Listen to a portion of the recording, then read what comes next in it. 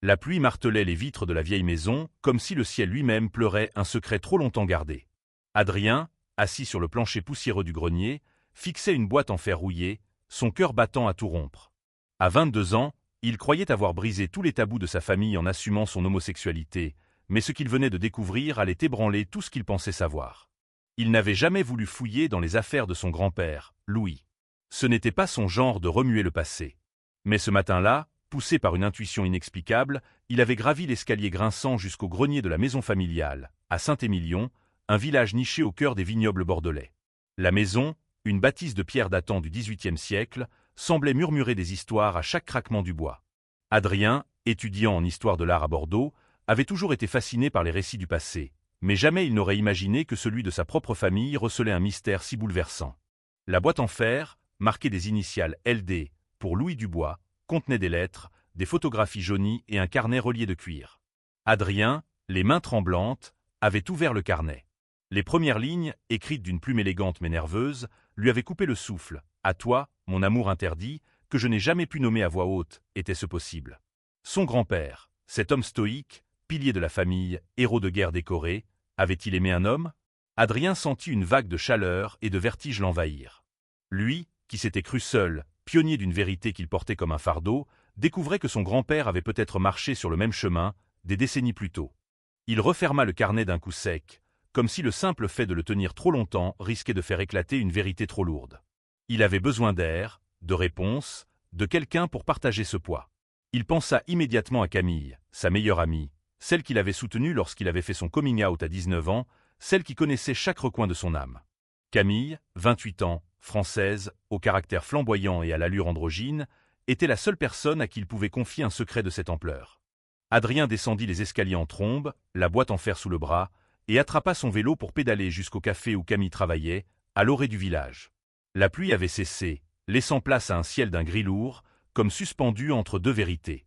Lorsqu'il entra dans le café, trempé et essoufflé, Camille leva les yeux de son comptoir, un sourire moqueur aux lèvres. « Tu as l'air d'avoir vu un fantôme, Adrien », lança-t-elle, avant de remarquer l'expression sur son visage. Son sourire s'effaça. « Camille, il faut que tu lises ça », murmura-t-il, posant la boîte sur le comptoir.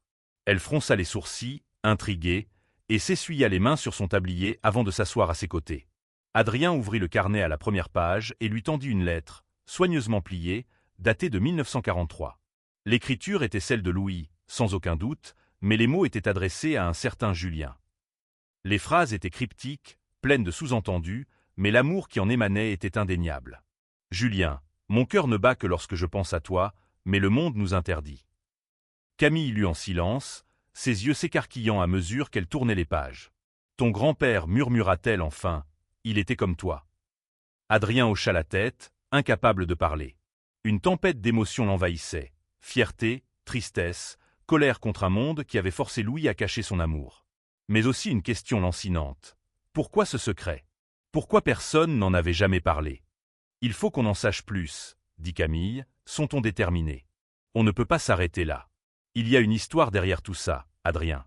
Une histoire qu'on doit comprendre. Elle posa une main sur son bras, son regard brûlant d'une curiosité mêlée de compassion. Adrien acquiesça, mais une peur sourde s'installait en lui.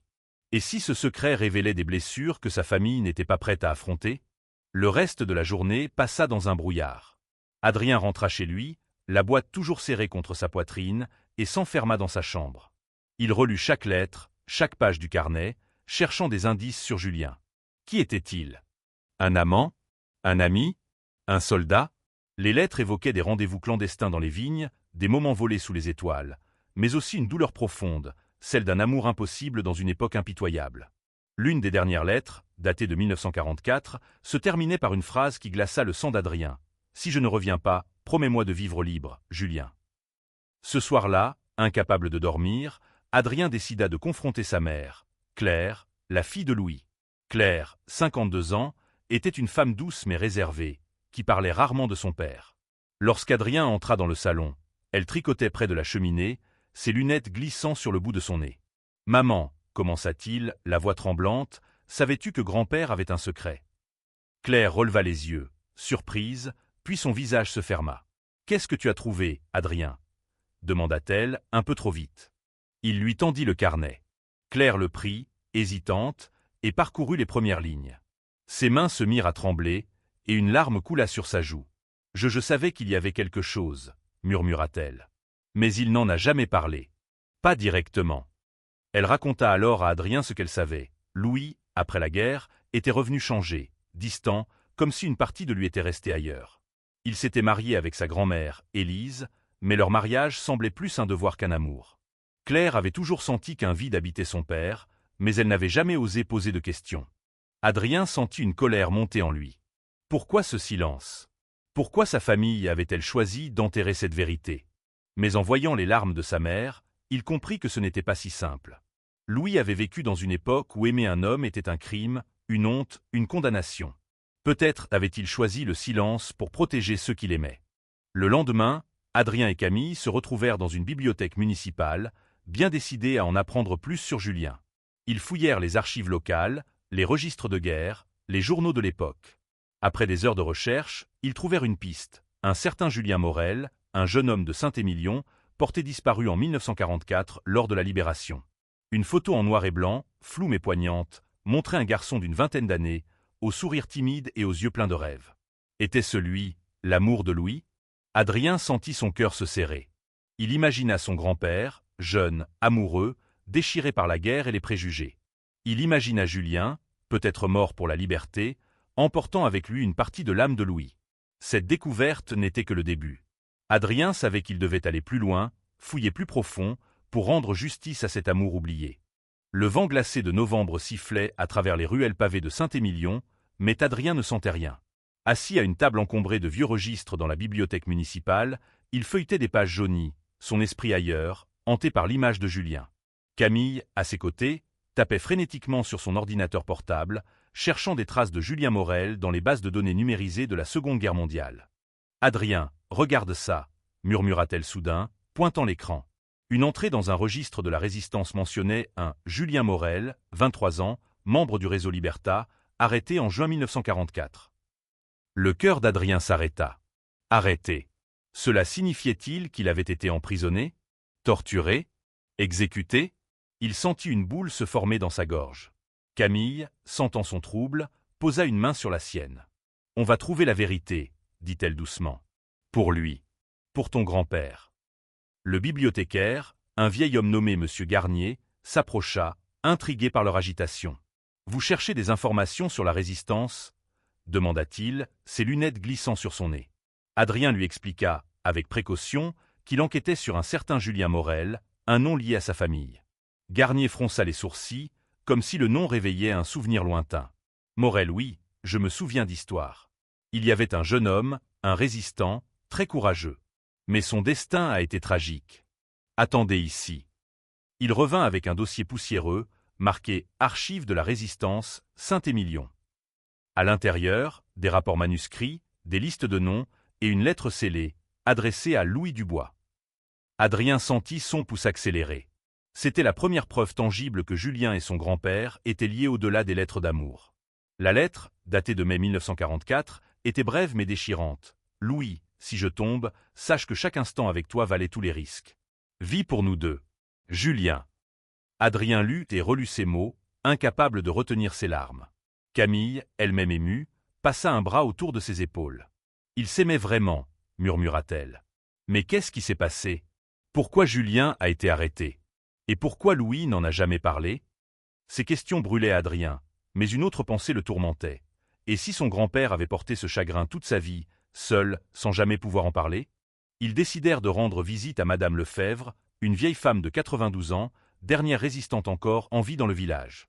Elle vivait dans une petite maison à l'orée des vignes, entourée de chats et de souvenirs. Lorsqu'Adrien et Camille frappèrent à sa porte, elle les accueillit avec un sourire fragile mais chaleureux. « Vous êtes les jeunes qui cherchent Julien Morel ?»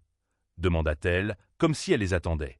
Assis dans son salon, une tasse de thé fumante entre les mains, Adrien raconta l'histoire des lettres et du carnet. Madame Lefebvre écouta en silence, ses yeux s'embuant. Julien, dit-elle enfin, était un garçon lumineux, courageux, mais imprudent. Il distribuait des tracts contre l'occupant, aidait à cacher des aviateurs alliés. Louis, votre grand-père, était dans le même réseau. Ils étaient inséparables. Elle marqua une pause, son regard perdu dans le passé. Mais l'amour entre eux, c'était dangereux. À l'époque, on ne parlait pas de ces choses-là. Et puis, il y a eu la trahison.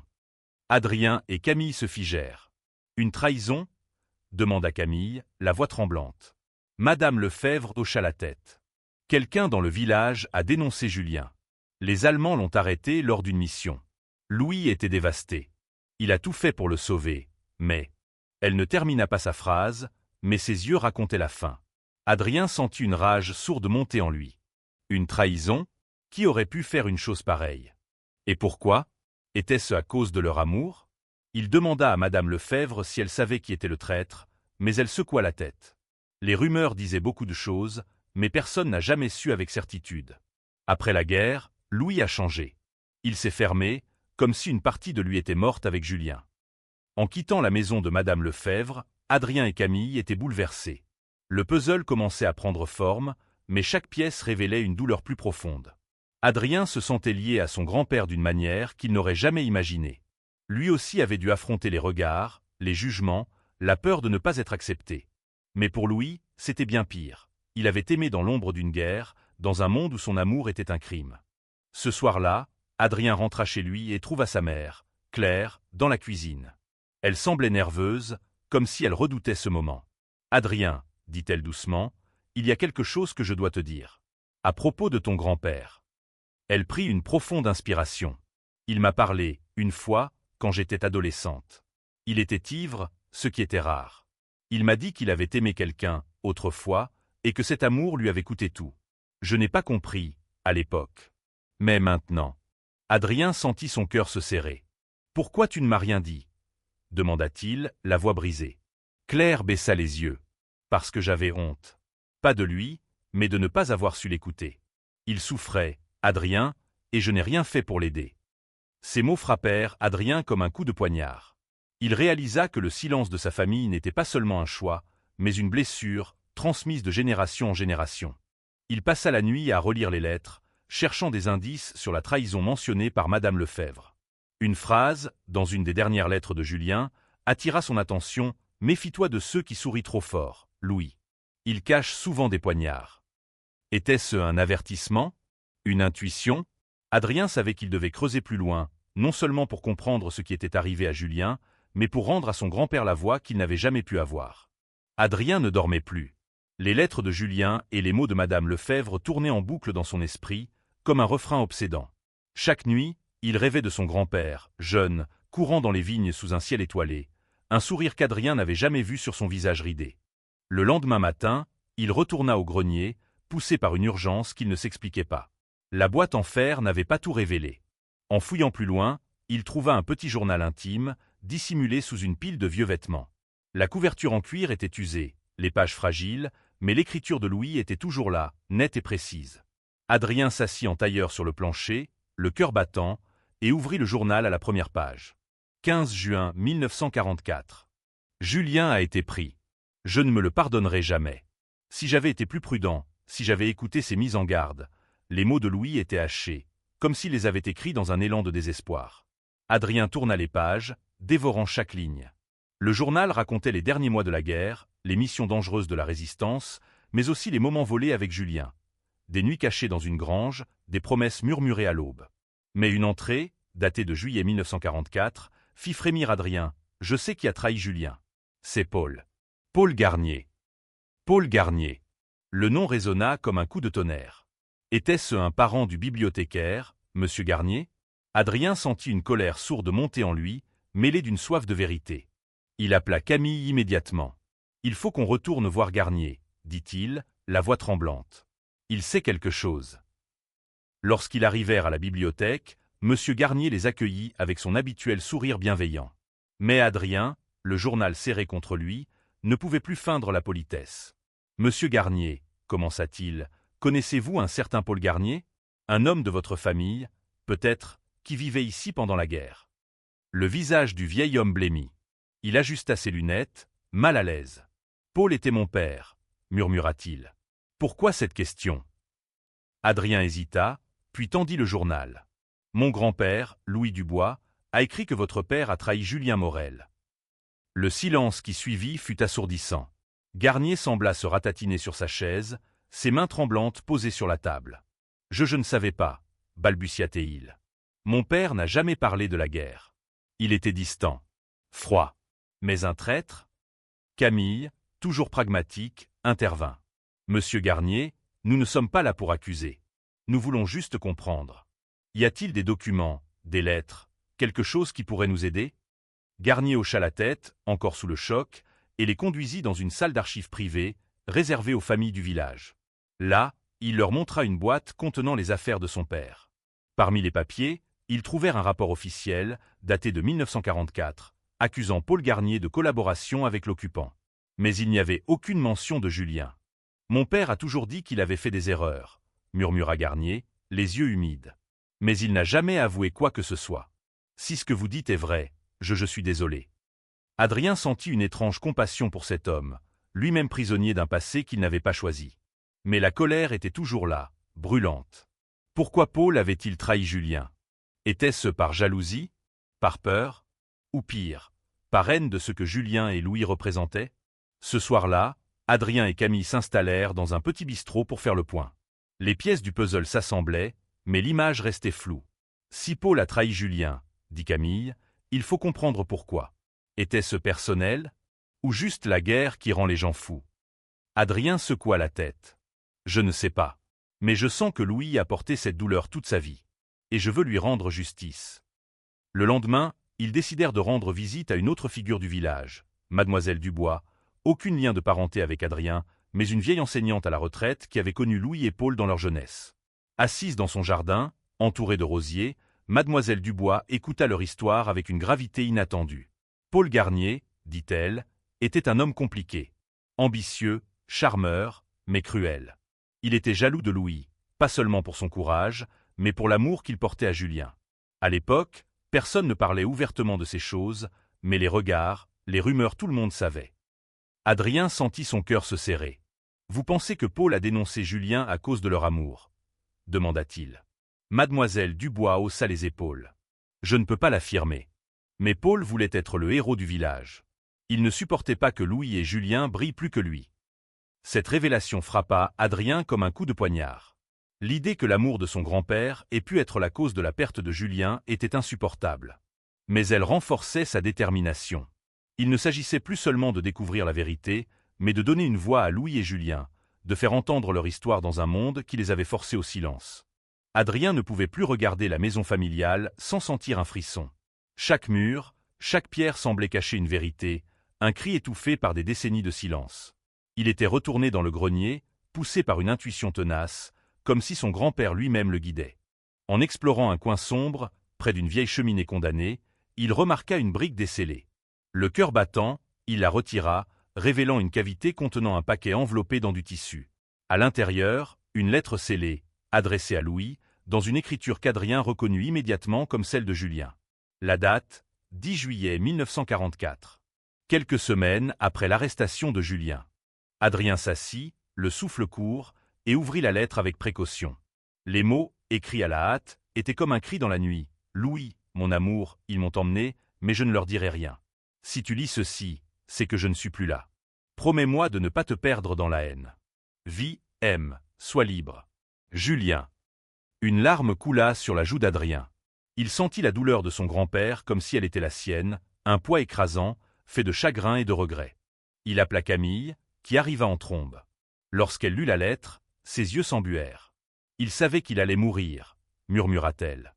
Mais il pensait à Louis jusqu'à la fin. Adrien hocha la tête, la gorge nouée.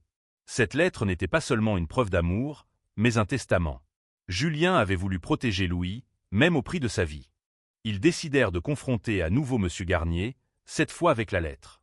Lorsqu'ils arrivèrent à la bibliothèque, le vieil homme sembla deviner leur intention. « Vous avez trouvé autre chose, n'est-ce pas » demanda-t-il, la voix tremblante. Adrien lui tendit la lettre, sans un mot. Garnier la lut en silence, puis s'effondra sur une chaise, le visage dans les mains. « Mon père, » murmura-t-il. Il a toujours dit qu'il avait fait des choses dont il n'était pas fier. Mais ça... Garnier raconta alors une histoire que son père lui avait confiée sur son lit de mort. Paul Garnier, jaloux de l'amitié entre Louis et Julien, avait vu une opportunité de se faire valoir auprès des Allemands. Il avait dénoncé Julien, pensant que cela lui gagnerait des faveurs. Mais après la guerre, rongé par la culpabilité, il s'était muré dans le silence, incapable d'affronter ce qu'il avait fait. Adrien sentit une rage sourde l'envahir, mais aussi une étrange pitié. Paul avait détruit des vies, mais il avait vécu avec ce fardeau jusqu'à sa mort. Était-ce une punition suffisante? Adrien n'en était pas sûr. Ce qu'il savait, c'était qu'il devait honorer la mémoire de Julien et de Louis, leur donner la justice qu'ils n'avaient jamais eue. Avec Camille, il décida de transformer leur découverte en quelque chose de plus grand. Ils contactèrent un historien local, Pierre Martin, spécialisé dans la résistance. Pierre, un homme d'une cinquantaine d'années, passionné et rigoureux, fut fasciné par leur histoire. Ce n'est pas seulement une histoire d'amour, dit-il, c'est une histoire de courage, de sacrifice et de ce que la société imposait à ceux qui s'aimaient différemment. Pierre les aida à organiser une exposition dans la mairie de Saint-Émilion pour raconter l'histoire de Louis et Julien. Adrien passa des jours à préparer les documents, les lettres, le journal, la photo de Julien. Chaque mot, chaque image semblait redonner vie à son grand-père, comme s'il pouvait enfin respirer après des décennies de silence. Le jour de l'exposition, le village entier était là. Claire, la mère d'Adrien, pleurait doucement en lisant les lettres exposées.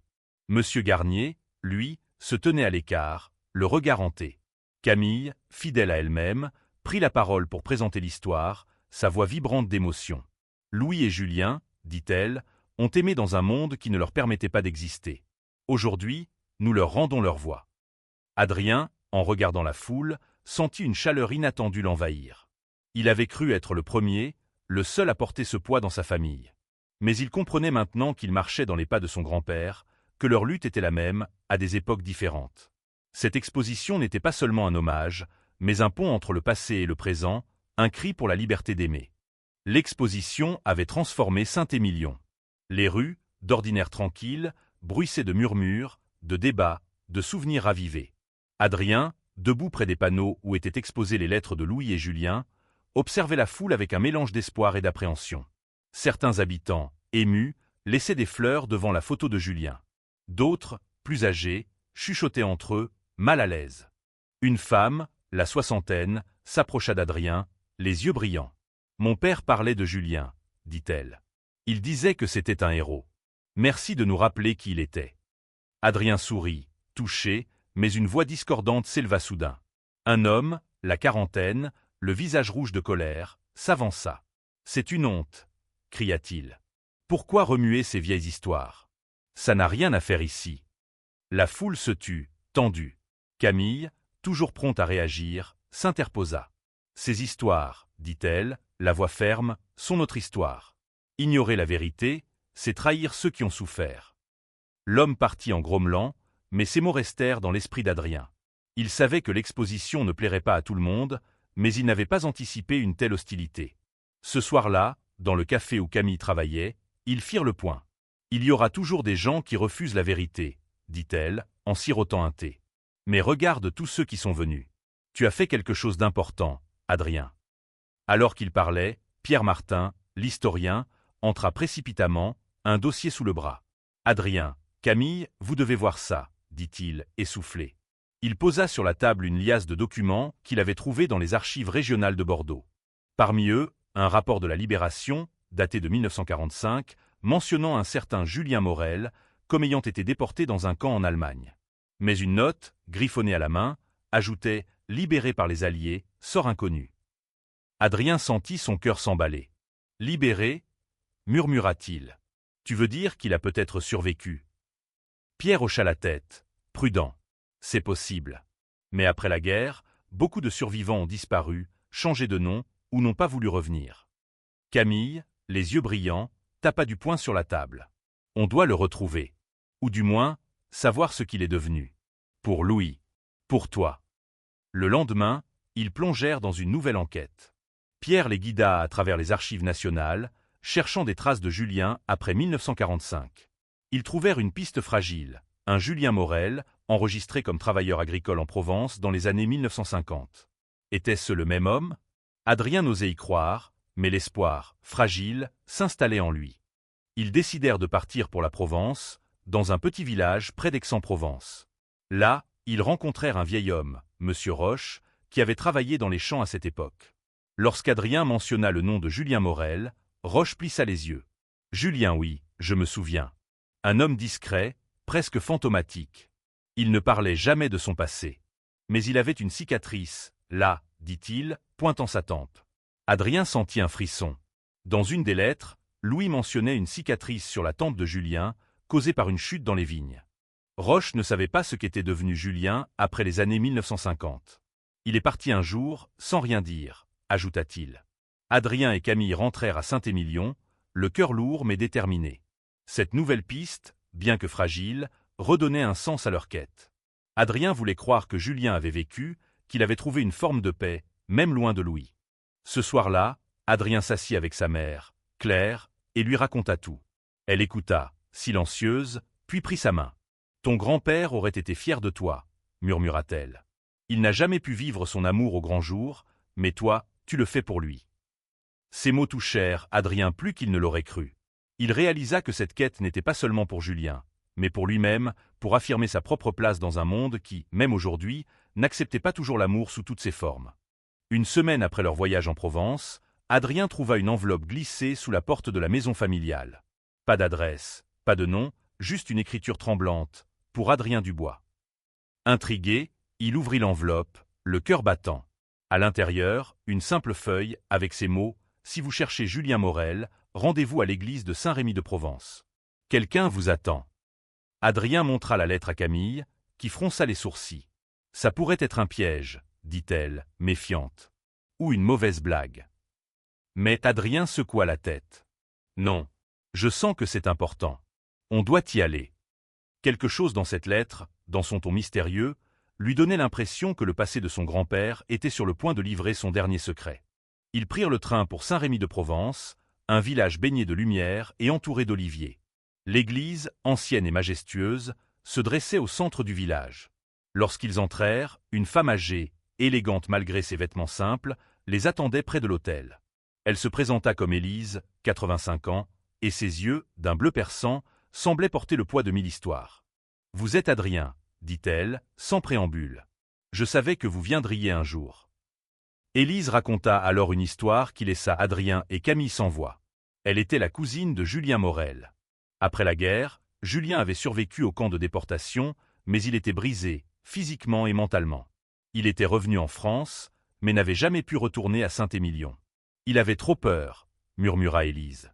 Peur des souvenirs, peur de ce que Louis penserait de lui après tout ce qu'il avait enduré. Adrien sentit une douleur aiguë dans sa poitrine. Il était vivant et il n'a jamais retrouvé mon grand-père. Élise hocha la tête, les larmes aux yeux. Julien a vécu ici, à Saint-Rémy, sous un autre nom. Il est devenu jardinier, un homme discret. Il est mort en 1985, seul. Mais il m'a laissé quelque chose pour Louis, au cas où quelqu'un viendrait poser des questions. Elle tendit à Adrien une petite boîte en bois. À l'intérieur, un médaillon en argent, gravé des initiales L et J, et une dernière lettre, jaunie par le temps. Les mains tremblantes, Adrien lut « Louis, si tu lis ceci, sache que je t'ai aimé jusqu'à mon dernier souffle. J'espère que tu as trouvé la paix. Julien. » Adrien sentit ses jambes vaciller. Camille le soutint, elle-même émue aux larmes. Élise les invita chez elle, où elle leur montra des photos de Julien, prises dans les années 1970. Il était vieilli, marqué par la vie, mais son sourire, celui de la photo de 1944, était toujours là, fragile mais intact. Adrien sentit une connexion profonde avec cet homme qu'il n'avait jamais connu, mais dont l'amour avait façonné la vie de son grand-père. De retour à Saint-Émilion, Adrien organisa une nouvelle exposition, cette fois pour partager la fin de l'histoire de Julien. Il y ajouta le médaillon, la lettre et les photos. La foule, encore plus nombreuse, fut bouleversée. Même ceux qui avaient critiqué l'exposition initiale semblaient touchés. Monsieur Garnier, en larmes, s'approcha d'Adrien. « Merci, » murmura-t-il. « Merci d'avoir donné une voix à ceux qui n'en avaient pas. » Adrien sentit que quelque chose en lui avait changé. En rendant justice à Louis et Julien, il avait trouvé sa propre force, sa propre liberté. Il savait que cette histoire, bien que douloureuse, était un testament à l'amour, à la résilience et à la nécessité de briser les silences. Adrien passait ses journées à écrire. L'histoire de Louis et Julien, désormais complète, demandait à être partagée avec le monde. Avec l'aide de Pierre Martin, il commença à rédiger un livre, un mélange de mémoires, de lettres et de recherches historiques. Chaque mot qu'il posait sur le papier semblait libérer un peu plus l'âme de son grand-père, comme s'il lui rendait enfin justice. Mais un matin, alors qu'il triait des documents pour le livre, il reçut un courriel anonyme. L'objet, vous ne savez pas tout. Le message était bref. Cherchez dans les affaires d'Élise Dubois. Il y a une vérité que vous ignorez. Adrien sentit un frisson le parcourir. Était-ce une plaisanterie? Ou y avait-il encore un secret, tapi dans l'ombre? Il contacta Élise, la cousine de Julien, qui accepta de le recevoir à nouveau à Saint-Rémy. Lorsqu'il arriva, accompagné de Camille, Élise semblait nerveuse. « J'espérais que vous ne trouveriez pas ça, » murmura-t-elle, en leur tendant un vieux carnet, différent de celui de Louis. C'était celui de Julien, écrit après la guerre. Les premières pages décrivaient sa captivité, sa peur, son espoir de revoir Louis. Mais une entrée, datée de 1946, changea tout. J'ai vu Louis, de loin, à Bordeaux. Il était marié, heureux. Je ne pouvais pas briser ça. Adrien sentit son cœur se briser. Julien avait vu Louis, mais avait choisi de s'effacer. Était-ce par amour? Par honte? Par peur? Élise expliqua que Julien, marqué par le camp, se sentait indigne de Louis. Il avait décidé de disparaître, de laisser Louis vivre une vie qu'il croyait meilleure. Adrien pleura en lisant ces mots, imaginant la douleur des deux hommes, séparés non seulement par la guerre, mais par leur propre sacrifice. Ce nouveau carnet changeait tout. Adrien réalisa que l'histoire qu'il s'apprêtait à publier n'était pas seulement celle d'un amour brisé par la guerre, mais aussi celle d'un amour sacrifié par choix.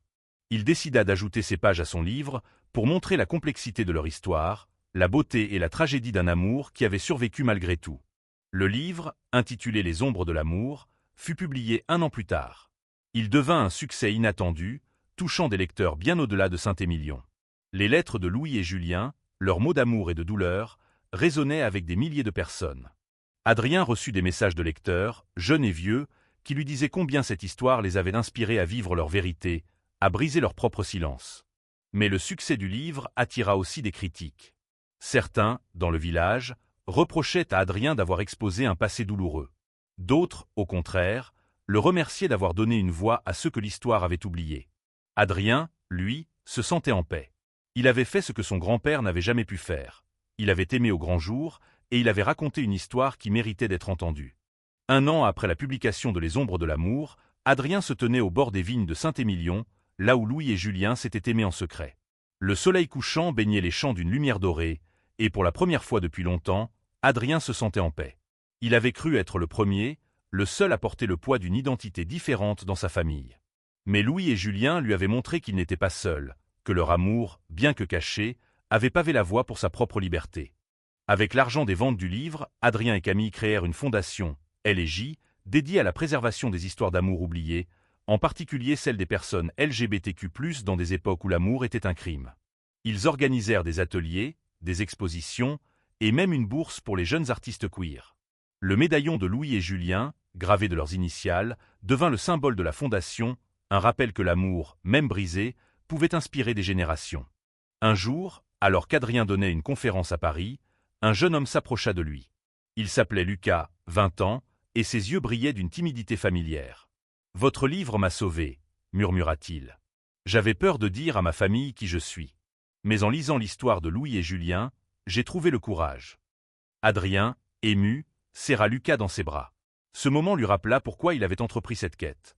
Non seulement pour honorer son grand-père, mais pour donner de l'espoir à ceux qui, comme lui, se sentaient seuls. Le dernier hommage eut lieu à Saint-Émilion, lors de l'inauguration d'une plaque commémorative dans les vignes, dédiée à Louis et Julien. Claire, la mère d'Adrien, pleura en dévoilant la plaque, où étaient gravés les mots « À Louis et Julien, dont l'amour a triomphé du silence ». La foule, composée d'habitants du village, d'historiens et de lecteurs du livre, applaudit, ému.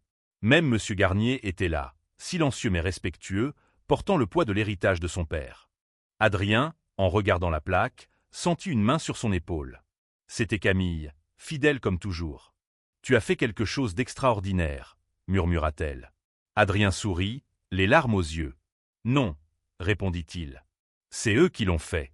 Moi, j'ai juste raconté leur histoire. » Ce soir-là, sous les étoiles, Adrien marcha seul dans les vignes, le médaillon dans sa poche. Il imagina Louis et Julien, jeunes, riant ensemble, libres pour un instant dans un monde qui ne l'était pas. Il murmura dans la nuit « Merci. Merci à eux d'avoir aimé, d'avoir résisté, d'avoir laissé un héritage qui, des décennies plus tard, avait changé sa vie. Et ainsi, l'histoire de Louis et Julien, longtemps enfouie dans l'ombre, devint une lumière, un phare pour ceux qui cherchaient leur propre vérité. Adrien, en marchant dans leurs pas, avait trouvé la sienne.